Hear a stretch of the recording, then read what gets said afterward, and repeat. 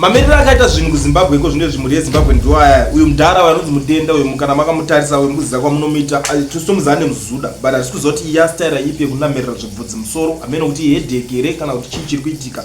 So tiri ipapo tiri kunzwa kuti zvoni mageneral nemachinji ari kungofa. Retired Central Intelligence Organization Director Comrade Walter Basopo, who passed away in South Africa on Tuesday, has been declared a national hero. Tiri ipapo zvekare tina Brigadier General Retired Victor Rungani, who passed away on Tuesday as well in Harare after short illness, has been declared a national hero. Vese vakangofa chipiri vaitwa national hero.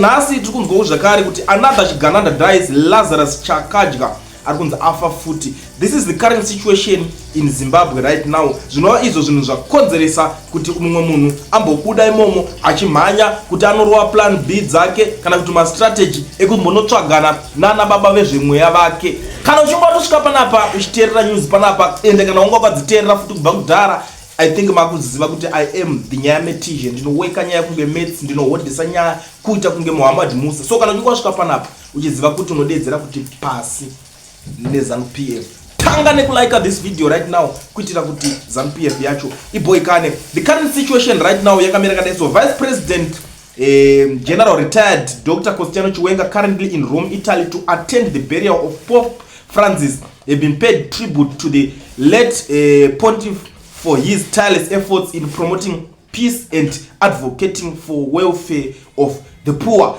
VP Chiwenga vabuda munyika iko zvinezvi, vabuda vatomboenda kunovigana na Pope Francis. Ndo pati kuti pamwe kuenda kunotsvaga kucheneswa kuchenurwa pamweya nekuti situation iri kuZimbabwe yacho haitorina kana kumira zvakanaka. Kuri kungofiwa vanhu vari kufa kunge nhunzi chaidzo ngozva general ningadona kuita kuwipe kacheke kuita kunge mapete ari kurohwa neDoom. This is the current situation in Zimbabwe right now. Saka VP Chiwenga vagara vamborwa chiseko chavo, ndo zvinhu zviri kuitika. Ndangoti ndiuye pano ndikuzivisei ndisati ndataura ndakukandira chimwe chibhomba chiri kupisa. Regai tingozivisana, kana uchingori muSouth Africa usina work permit uchida kuregisterwa company yako wobva wavhurwa FNB business account, bata ve-education research ana Mukoma Owen vanokuitira ndokubasa kwavo big company education research. But vakazvininipisa vakati client taurani maZimbabweans uvaudze kuti willing kuvabatsira kuti vakwanise kuvhura makampani nekuti vanhu vari kubudirira nekuti vari kupuhwa matenda, vanhu vari kubudirira kuita madhiridhiri because vanenge vane maaccounts, but vamwe vazhinji vari kutadza kuzviita because vanenge vasina mawork permits. Saka ve-education research vakupedza masports vanokuvhurira account yako yeFNB business account zviri pachena, panongodiwa valid passport chete vobva kuregistera company yacho wakutoenderera kumberi wakutoita madhiri. So contact them on the numbers that are showing on the screen. Ndisingapedze nguva sekutaura kwandambozviita kuti zvoni panapa tinoda kuti tinyatsooonesana zvinhu zviri kupisa paground.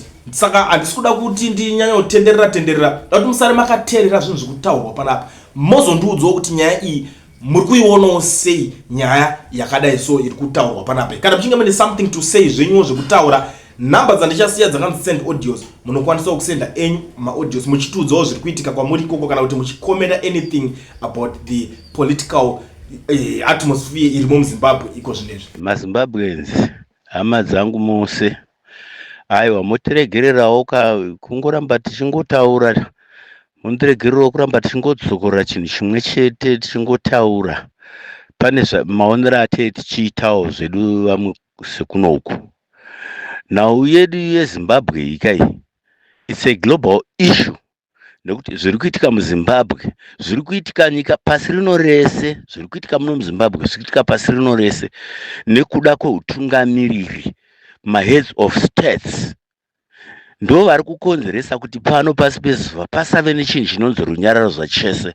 Saka zvinhu izvi kuti zvipere, ini ndandifunga kuti nhau yeZimbabwe ikai tikaendisa kuglobal, kuti akutogadzira global yese kuti zvipere zviri kuitwa nemaleaders, maheads of states, zvinopera mufunge. Tingangosorotaura tiri kutaura kakuti tipanane pano nepano, asi pane kumwe kukuti tikangotaura with no action kuti zvipere, handiona kuti tichitaura zvinhu zvinenge zvichinyatsotiita kuti tirarame. So zvinhu zveZimbabwe zviri kuitika muno, maleaders ese ndo zvaari kungoita ese.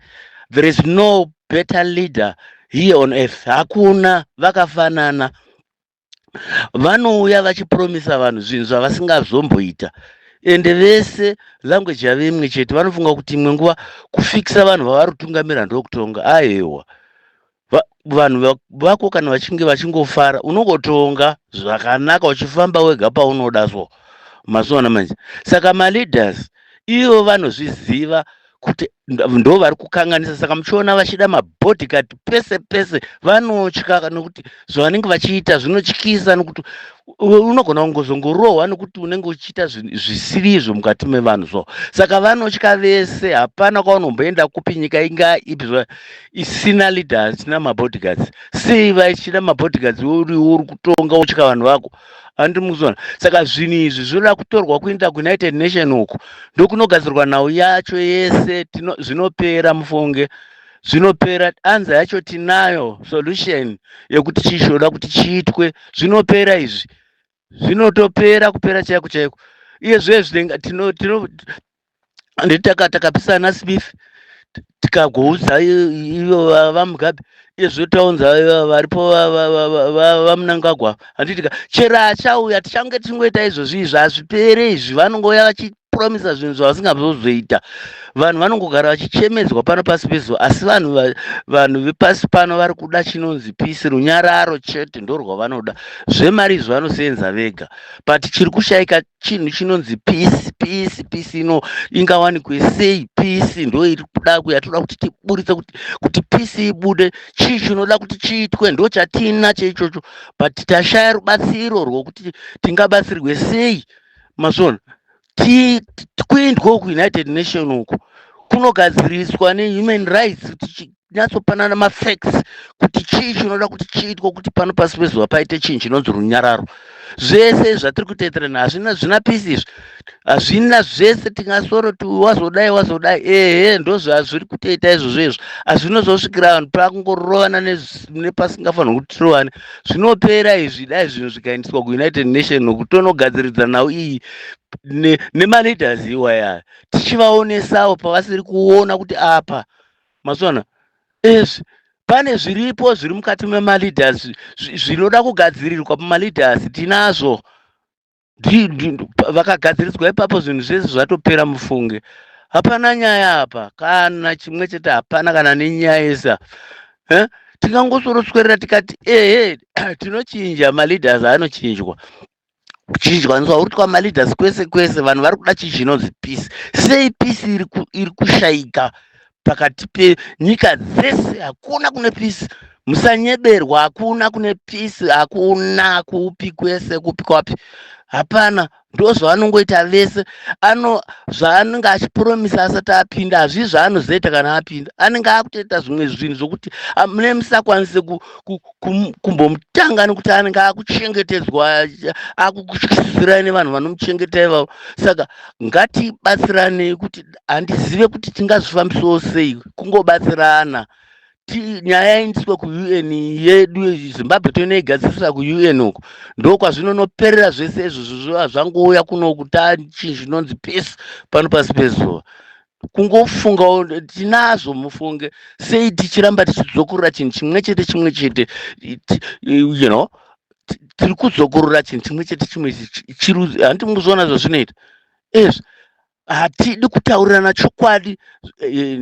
Kana tichitsiurana ngatitsurane mune zvakanaka. Vanotsurwa kutadza hakuna kuipa, chakaipa kuramba kudzurwa kana watadza.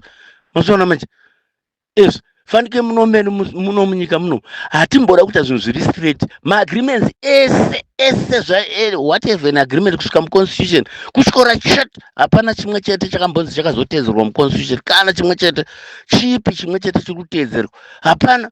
Zvese zvatiri kuita izvi it's out of the constitution, kuti zvese izvozvo hazvinombomira zvakanaka nikisi. Mazviona manje zvino handizivi kuti tingaitewo sei mufunge. Chokwadi chinongodiwa.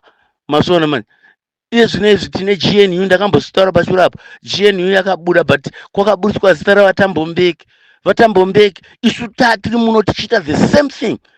Mazviona mazita edu kana kubuda woshaya kuziva kuti vanenge vachizvironga chirudzii. Mazviona idzo hurumende kana yazvinezvi toti iyo inonzi yabva handitika hurumende yacho iri kuuya ameno kuti vanosensa criteria ipi yekuti ameno kana kuti vanenge vachiti kutaura chirungu ndo kuziva here kana kuita that's a language inongotaurwa nemunhu wese chirungu kana ukangochidzidza chero usina kuenda kuchikoro unongochitaura it's just a language mazona ivo varungu vanogona kutaura chirungu chedu havagona asi unonzwa bvunzwa zvokufunda asi kufunda ameno kwakanaka hatingakushora asi hakufundise munhu zvokuti uzive zvaunofanira kuti uite zvinoita kuti zvinhu zviite zvakanaka ndizvo zvandinofungawo zvangu inini maona tibatsirane tose hazvipere izvi tinongochinja paya pakatoitwa pa2017 pawamugabe papa that was the start of a wrong thing. Two wrongs won't make a right kana zvikaita sei pakatokanganiswa izvo apa takatavarambidza through speaker of parliament chiti hatifaniri kuita saizvozvo ndobva zvaitwa zvikanzi ndizvo zvinezvi zvaakuramba zvichiita zvakunzi hazvisizvo saka vanhu muda kuti vaite sei voita sei vanhu vezimbabwe vedu izvo they are so confused garai mudzimba endai panze havachaziva kuti chavo zvonyatsoita chazvo ndezvipi nekuti kana vakambonzi endai panze vakaenda panze pakaitwa zvakaitwa pakashaya chakabura iye zvinezvonzi voita sei hatibetseranei nevakuru vanenge vari pamberi avo what is the best solution the Zimbabweans must do the best thing they must do mazvona manje